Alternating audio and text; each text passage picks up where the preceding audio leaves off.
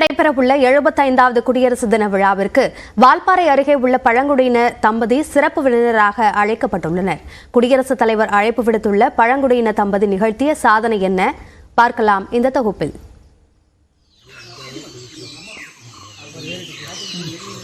கடந்த 2019ஆம் ஆண்டு கோயம்புத்தூர் மாவட்டம் வால்பாறையில் பெய்த கனமழையால் ஏற்பட்ட நிலச்சரிவில் கல்லார்குடி கிராமத்தில் உள்ள குடிசைகள் முற்றிலும் சேதமடைந்தன.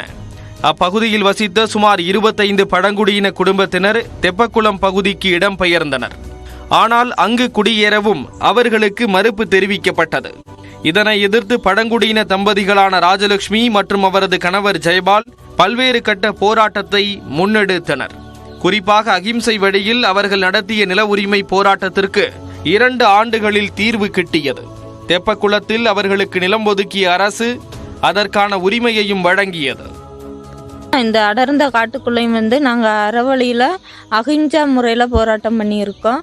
அந்த போராட்டத்தில் எங்களோட மக்களுக்கு எல்லாருக்கும் நம்பிக்கை கொடுத்து அவங்கள ஒருங்கிணைச்சு அந்த அறவழி போராட்டம் பண்ணியிருக்கிறதுல எங்களுக்கு 25 குடும்பத்துக்கு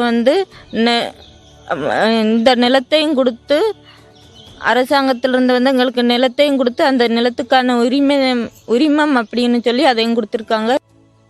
அகிம்சை வழியாக போராடி பழங்குடியின மக்களுக்கு நில உரிமை பெற்று தந்த தம்பதிக்கு அரசு உரிய அங்கீகாரம் அளித்துள்ளது. தமிழ்நாடு அரசின் பரிந்துரையை ஏற்று டெல்லியில் நடைபெற இருக்கும் குடியரசு தின விழாவில் பங்கேற்க பழங்குடியின தம்பதிக்கு அழைப்பு விடுக்கப்பட்டுள்ளது. குடியரசு தினத்துக்கு டெல்லிக்கு வர சொல்லி கூப்பிட்டுருக்காங்க.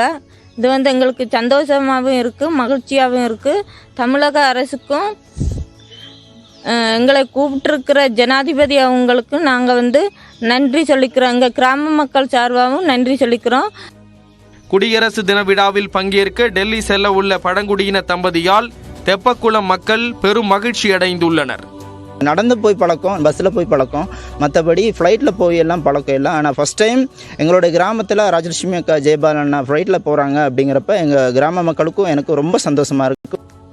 ஆண்டுகள் பல கடந்தாலும் காந்தி கையில் எடுத்த அகிம்சை போராட்டம் தற்போதும் கைகொடுக்கும் என்பதை பழங்குடியின தம்பதியினர் மெய்ப்பித்துள்ளனர்.